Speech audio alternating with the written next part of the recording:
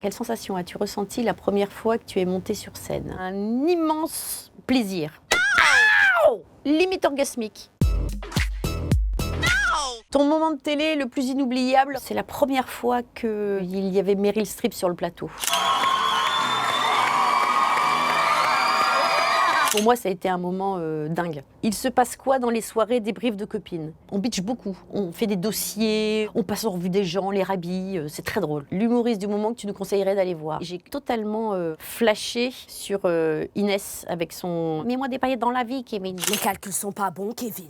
J'ai adoré. C'est quoi le mieux entre sœurs? Entre sœurs, on peut tous dire. On peut s'engueuler et dans la seconde qui suit, devenir à nouveau amis. Et surtout, c'est de pouvoir ricaner sur des trucs complètement absurdes que personne ne comprend. C'est quoi le pire entre sœurs? C'est les engueulades justement, parce que quand elles sont fortes, elles sont très furtives, mais elles sont parfois intenses. Ta plus belle rencontre artistique? Je crois que c'est Karl Lagerfeld. Démodé, pas démodé, vous savez, hein.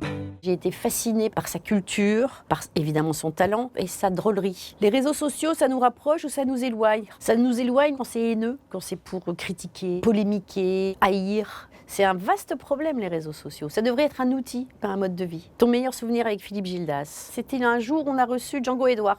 Et là, il m'avait juste dit, je sais qu'il y a Django Edwards. Et donc, Antoine Decaune va balancer tout ce qui lui tombe sous la main. Le seul truc, c'est que j'ai un dîner très important après l'émission.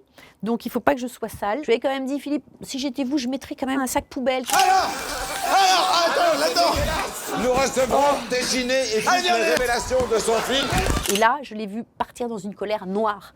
Mais sauf que quand il a râlé, il était super drôle parce qu'il avait les cheveux qui tombaient complètement. Il avait des trucs partout et c'était très drôle. Crois-tu en l'avenir de la télévision? J'ose croire en l'avenir de la télévision, ouais. Je pense qu'il faut vraiment continuer à être créatif dans les programmes. Et puis faire des événements qu'on ne peut voir qu'à la télévision, qu'on ne peut pas voir ailleurs.